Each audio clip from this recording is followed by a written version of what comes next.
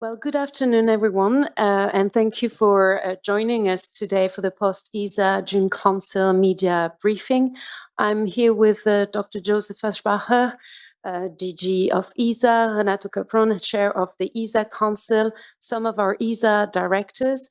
We're also very happy to welcome as a special guest Tanja Persmoser, head of the Slovenian Space Office and head of the Slovenian delegation. ESA Council Chair will explain the reason of the invitation in a minute. We will start with some statements from the Chair of the Council, from DG, and upon the conclusion of these opening remarks, we'll take your questions. Please indicate on WebEx, on the WhatsApp loop, that you wish to ask a question. And I would like also kindly to ask you to state your name and media outlet before asking your question. The replay will be available on our website at chats within an hour or so. And now I give the floor to the chair, the Council Chair of ESA. Thank you very much, Anne-Sophie, and also good afternoon from my side. We had certainly 2 packed days here of Council in Paris with several decisions which were taken by the member states in a very good cooperation spirit. So let me first start. The Council endorsed the appointment of an independent ESA ethics ombudsperson, which is Lucia Ana Clara Jacqueline Vervet, with the aim of enhancing the effective functioning of ESA's internal policies and mechanisms in place to address ethical matters.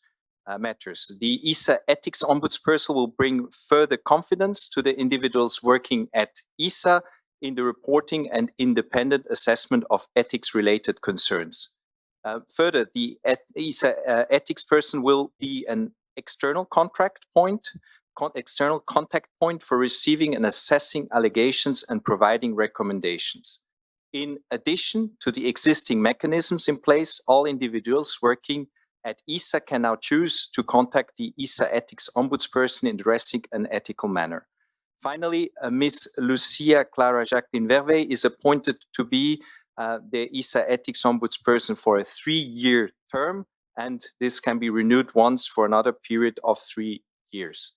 Then we also welcome some extensions of international cooperation agreements, one made with the UAE Space Agency, the Mohammed bin Rashid Space Center, the Indian Space Research Organization, and the government of Ukraine. Let me precise 2 of them, which is the ESA and the Indian Space Research Organization have agreed to cooperate with each other on training astronauts, using ESA facilities on the International Space Station and running joint scientific, human, and biomedical research experiments. Regarding the ESA and Mohammed bin Rashid Space Center in the United Arab Emirates have signed also a cooperation agreement on space exploration.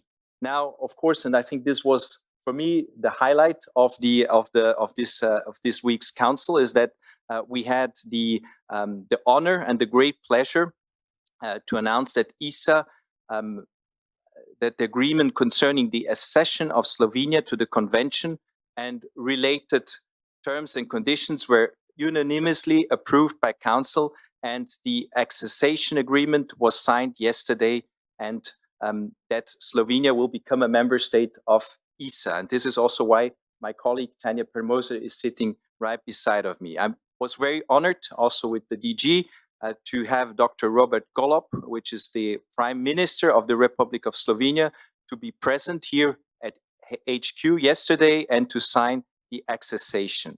I think we have also at this stage to acknowledge the strong motivation of Slovenia to adhere very quickly and fastly as possible to ESA, and the efficiency also on my side. A large thanks to the ESA executive and the efficiency to make this possible as quickly as possible. Now, the 22 current member states are very much looking forward to formally welcome Slovenia as the newest ESA member state, and this will probably happen and coincide with the expiry of the association agreement, which is effective, and so this will be effective most likely from the 1st of January 2025. by acceding to ESA, which is following Estonia and Hungary. You may recall they became member states 9 years ago. Slovenia will inherit also an impressive legacy of more than 100 missions the agency has conducted, and will also bring in their national legacy into the global or into the capabilities of the agency. And in this regards, I also want to thank very much Tanja Permosa. She's the head of the Slovenian Space Office and has been very instrumental that we get to this agreement and to this signature yesterday. And I would like to take the opportunity to hand over to her that she can give us a short overview on her side. Thank you, Renato. Yesterday marked a significant milestone for Slovenia as the country's Prime Minister, Dr. Golob, and the Director General of ESA, Mr. Aschbacher, signed an agreement between the government of the Republic of Slovenia and the European Space Agency. This agreement paves the way for Slovenia's accession to the Convention for the establishment of a European Space Agency, a crucial step towards full membership in ESA, which we anticipate to achieve at the beginning of next year. This momentous achievement for Slovenia is a testament to the unwavering support of ESA and its member states. We extend our heartfelt gratitude to all our ESA colleagues, from the managerial level to the secretariat, all committees and experts who played a pivotal role in various phases of this cooperation. Slovenia's cooperation with ESA intensified after signing the 2016 association agreement, which was later upgraded in 2020. In the meantime, we have sent 3 satellites into space, and the 4th is ready to be launched this year. Joined 5 optional programs: Earth observation, human and robotic exploration, PRODEX, GSTP, and BAS, and contributed to the civil security from space. Started the human centrifuge in Planica. Prepared 2 catalogs of the Slovenian space industry and research institutions. Become a member of Krpoun in 2021. Adopted our space law in 2022. Prepared our first Slovenian space strategy in 2023. Significantly increased the number of companies and research institutions active in space. Published 5 requesting partnering activities attracting new players. Increased our international cooperation by signing various letters of intents, memorandum of understandings, organizing business delegations, and participating at international events, establishing cooperation with primes. Establish a functional intergovernmental working group where almost all ministries are represented to discuss general guidelines on the further development of our space sector. Established Slovenian Space Office last year, and least but not least, also established a ESA office this year. We are happy that the negotiations for the agreement on accessing to the convention were completed so quickly, with great support from ESA colleagues. Throughout our path towards these goals, we received huge support from ESA and member states, which is much appreciated.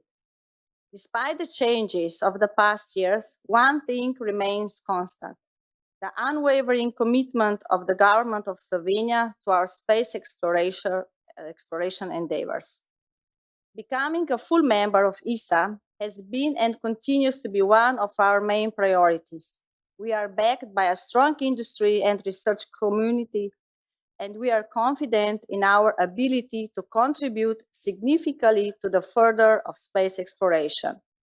The Slovenian government also confirmed a Slovenian action plan, setting further steps until 2030.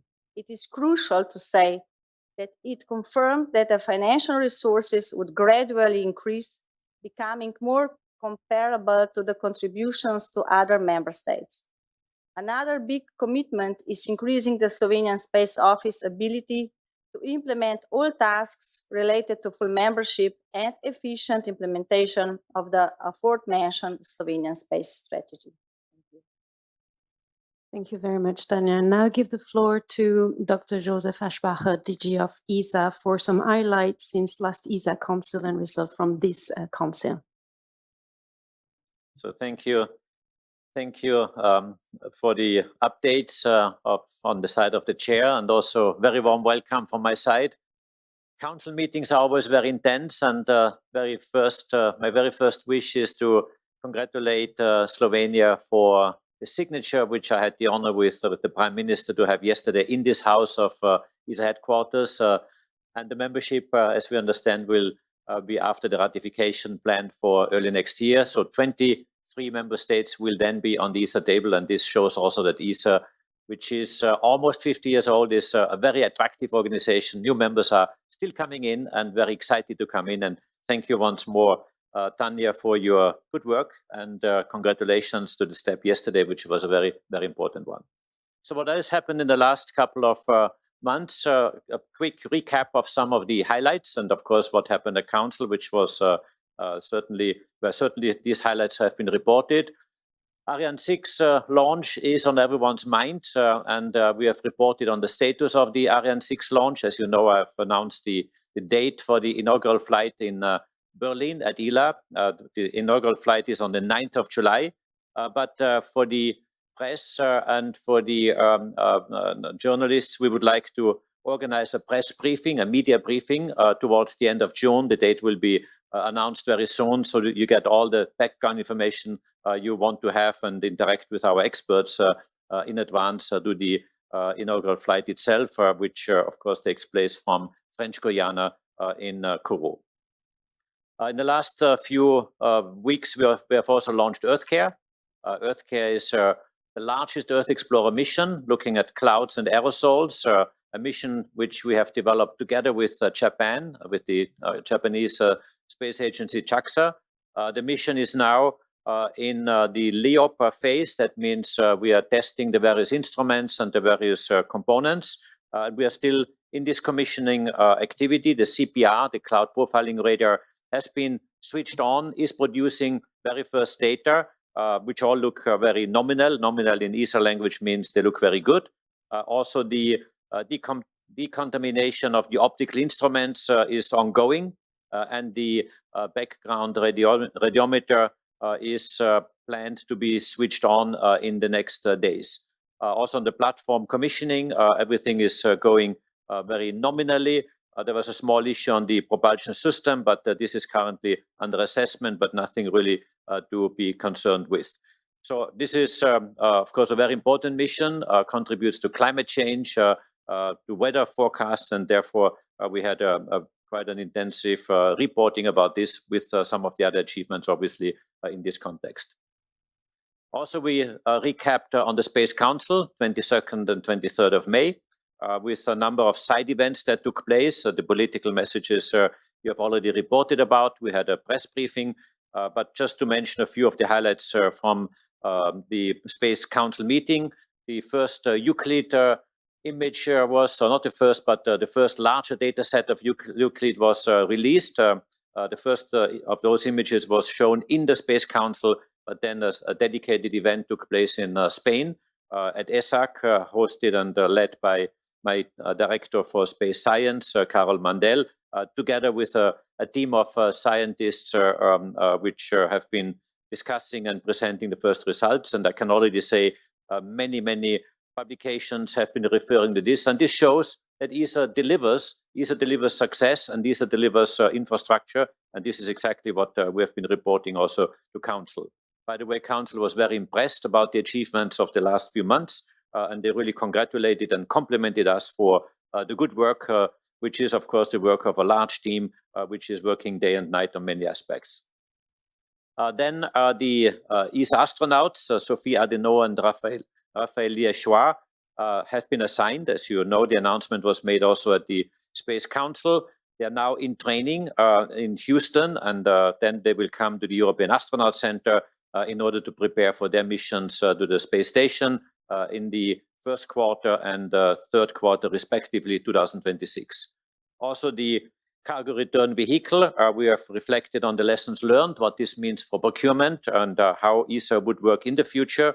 Again, recalling the very fast steps and procedures we have put in place since the adoption or the political agreement that happened in Sevilla at the Space Summit until the signature of contracts, which was 6 months afterwards, where ESA has shown that ESA is ready to change. ESA is very dynamic and agile, and we have put all the steps together in a very short period of time to kick off this contract, and now it is under implementation and is working. The companies are working very well.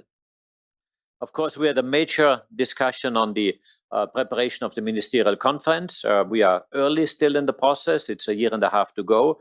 But as you can imagine, there's a number of points that have been reflected. On one side, the need to change, to the need to make sure that we get an ambitious program, because industry are in need of innovation, in need of programs and projects which are defined through this context, of course, always for the benefit of society, and seeing how this converts to societal benefits, societal products, services, and also economic benefits through the work that we are carrying out. And this was really a focus, how we should do that, what should be the contents. On one side, there's the ambition. On the other side, of course, we realize that the financial situation is tight in some of the member states, and this is something we have to keep in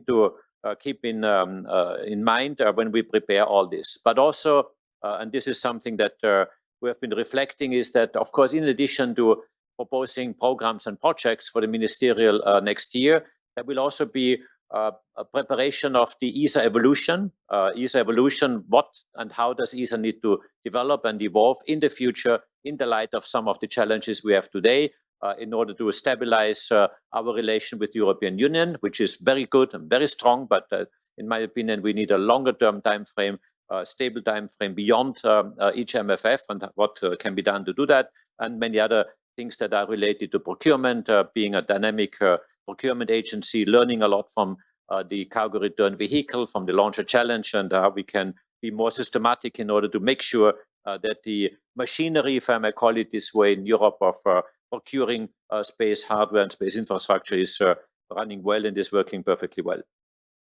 We have signed, or Council has approved, I should say, the signature is yet to follow, has approved the third amendment of the contribution agreement between the European Union and ESA on the implementation of the Union Space Programme and Horizon Europe, which provides some updates on the implementation of the agreement, particularly related to the contributions of the UK, also to the Copernicus program.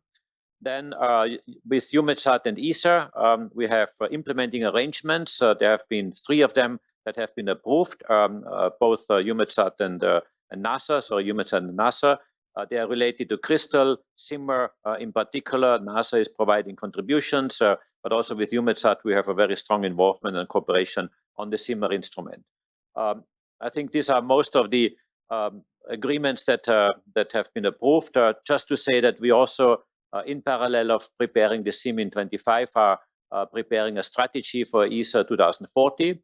This was also discussed quite in depth. Of course, these elements are connected. The strategy is the long-term vision, and the short-term implementation is the ministerial conference in 25, and then obviously in 28.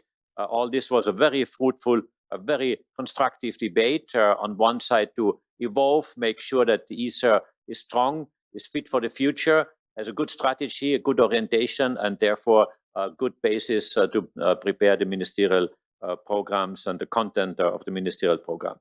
This is a short introduction, and I'm looking forward to discussions and the Q&A. Thank you. Thank you very much, DG. We have a first question from Peter de Selding from Space Intel Report. Peter, could you connect? Can you connect? Hi, can you hear me okay? Very well. Thank you. Good morning, Josef. A couple of questions for you.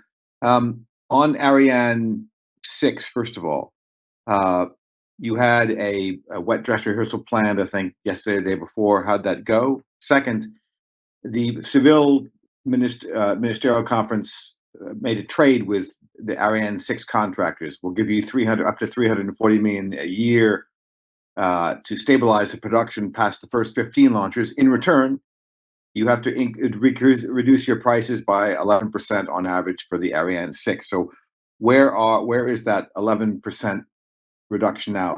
Have all the major players agreed to it? And A final one on Ariane related anyway, is that I believe you guys had expected that the legal documents to separate Vega from Arianespace, so it becomes Avio that takes over that, should be about completed right now. Is that the case? Thanks. Thank you, Peter. I have Tony here in the room. I will hand over to him in a minute, but just a few comments first from my side. The wet dress rehearsal is planned very soon, but Tony will give you the exact timing. It's just a very couple of days later than originally announced. But having said that, the preparations towards the inaugural flight are really progressing well. We had the closeout of the review, which is a very big exercise just a couple of days ago. As you know, we are meeting regularly at the level of the task force, which comprises Ariane Group, CNES, Arianespace, and ESA. I'm chairing this task force and can say that the progress which we are making there is very good, and really it's quite remarkable how much work has been done in the last couple of weeks. There's no showstopper, so everything proceeds nominally, but still, of course, a lot of work to be done towards the inaugural flight.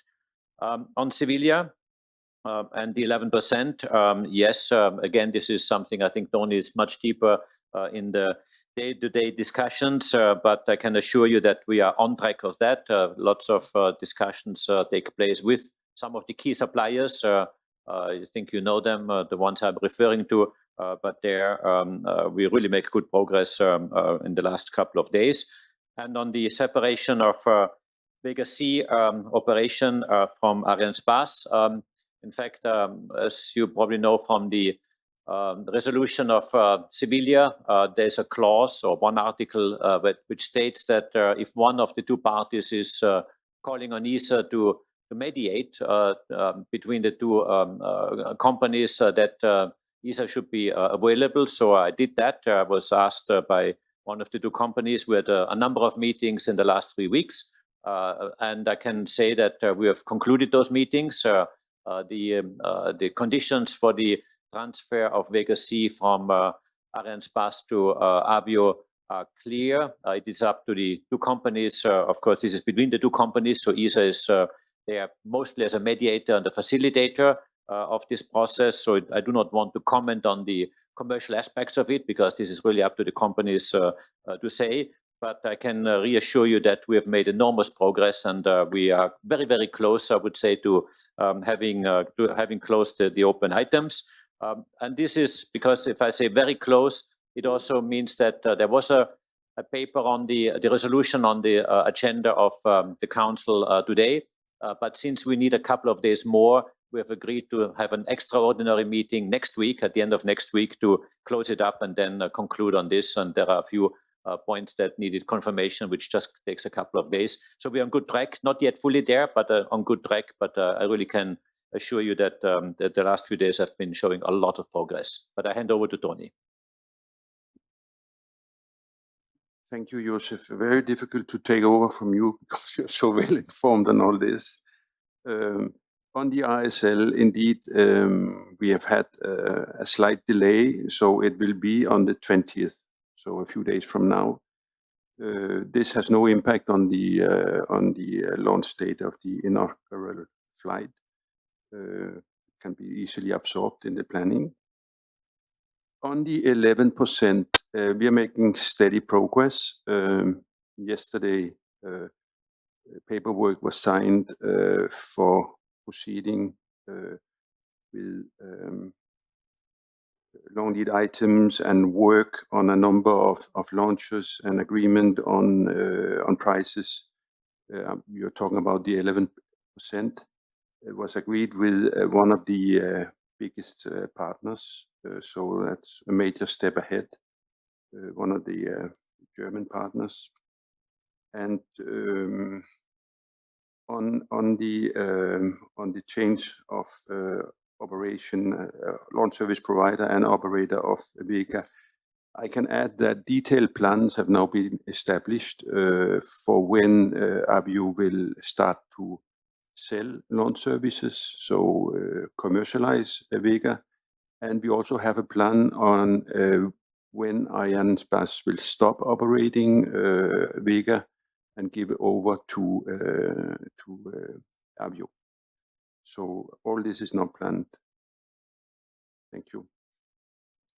Thank you. We have a question from Justine Fontaine de RFI that will translate in English. I'm sorry. Investments were announced to modernize the Diamond launch pad at CSG and enable it to accommodate small launchers. What stage has the work reached? And at this stage, what will be the first launch of a mini micro launcher from Kourou and when?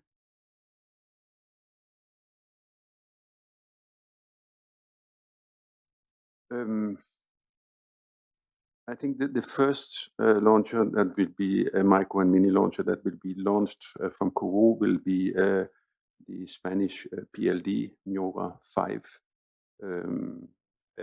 The exact date, I must admit, I am not aware, but it seems to be the most advanced one that actually right now are investing in the specific equipment that will be needed on the Diamond launch site to launch Miura 5 from Kourou. But the date, I'm afraid, I'm not. I cannot give you a precise date on that. Next question from Tiago Ramalho from Publico, Portugal. The decision on the landing site of Space Radar was expected this month. Is this been discussed, and is there any decision on the landing site? No, this was not discussed, and therefore there is no decision on the landing site. Kourou is the default option, but there are also other scenarios, other options that are being in discussion, but this was not discussed during Council. I think Antoine Meunier in the room has a question. Yes, thank you. Can you tell us about when the evaluation for the cargo contract will be finished, and when will we know the third winner? The evaluation has been finalized, so we have only two contractors, the ones that have been signed during Space Council, and there will not be a third one, so that decision is made. Yes, so the discussion we have now is how to utilize these 25 million that have been earmarked for a possible third candidate. And the approach here is to develop technologies that are needed for cargo return vehicle in order to advance on some of the low TRL values, low TRL items to prepare other possible industries or options for the future. There was a question from Dirk Azendorp from DZite, but it has been answered already. So Dirk, please let us know if you want to complement your question. We have next question is from Manuel Manzenti, Exploration Especial News.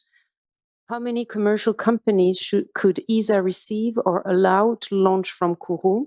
Is there a limit? And beside PLD, is there any other company already working to launch from here?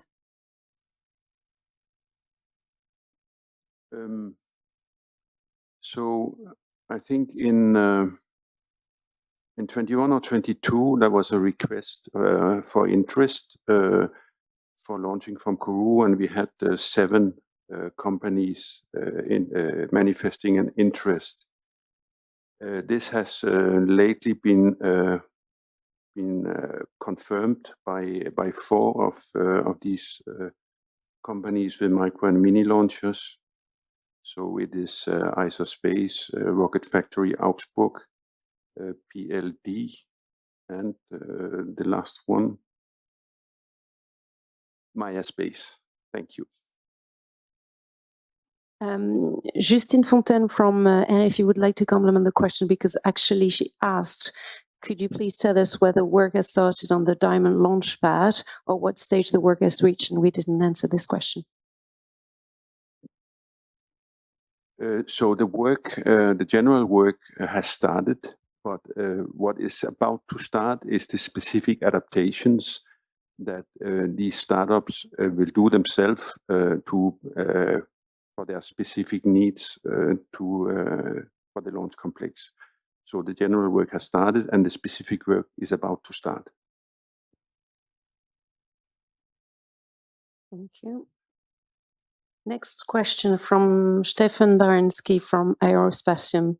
As discussed with the DG at the Paris Air Forum, there was a possible revision of the geographic return to be discussed at the Council. What was the outcome? Thank you, Stefan, for the question. It's really part of a debate we had, quite an intensive one, actually, and a very positive one.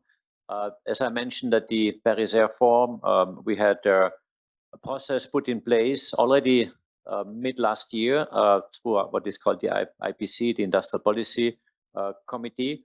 And we have elaborated, or they have elaborated, this is a committee of member states together with us as ESA executive providing the input and providing the secretariat. We have elaborated a number of recommendations and they have been brought forward to Council today and they have been approved. So this was a very important step. And I think this is also showing that ESA is evolving. We are evolving towards new conditions and new boundary conditions as we see them. Georeturn is one of the items I would like to underline. The industrial policy has actually 4 major objectives, and georeturn is one element of it, not the only one.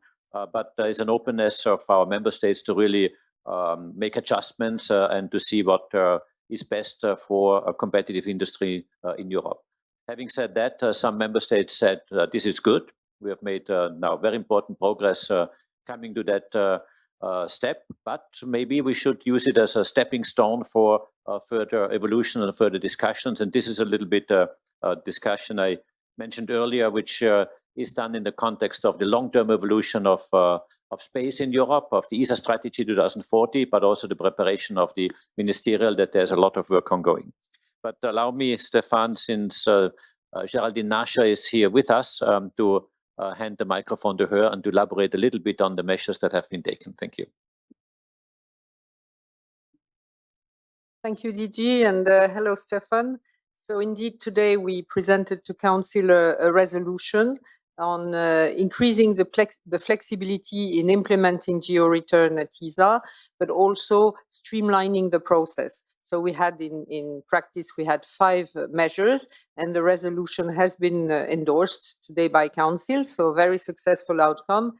And as DG just said, this is to be seen as a first step in a more general evolution of industrial policy, taking into account the completely new space context, which requests much more agility and fast decision-making by ESA, whilst keeping the principle of geo-return, which has been, I would say, essential for ESA and which has allowed to build a very strong supply chain in Europe.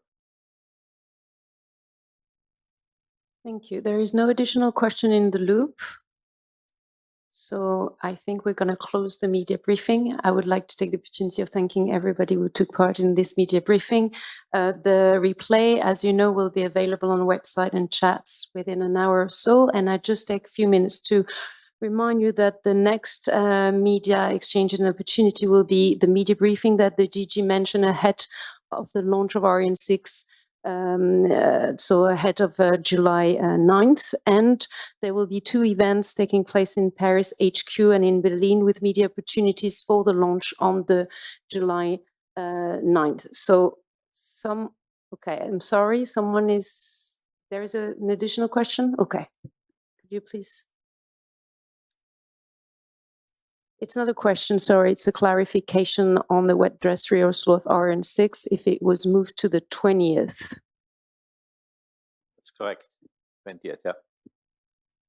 And Peter de Selding has one more question as well. Yeah, sorry, Joseph, just on this geo-return bit. One of the things that one of your predecessors tried a few years ago was something called fair return, where ESA would submit requests for proposals and the best team would be selected. And then, and only then, member states would be allowed to sign up for their piece of that proposal.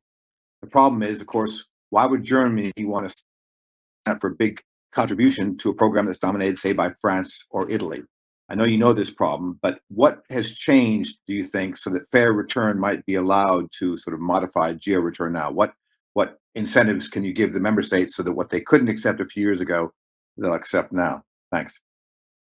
Oh, thank you, Peter. In fact, fair return is one of these measures that has been adopted today to start them on pilot cases. So we have yet to identify the right ones, but I'm sure we have some good candidates in mind. So yes, this is something that we would like now to practice on some examples.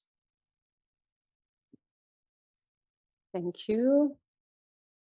I think this time we have no additional question. So I will thank you for your time, and thank you again for participating to this media briefing. And again, as I was saying, we have 2 media opportunities coming, one ahead of the launch for a media briefing, and a second one because we'll have media opportunities around the launch on 9th of July at Paris HQ and in Berlin. So please ask the team if you have questions about these actions. Thank you very much and have a very good day. Bye-bye.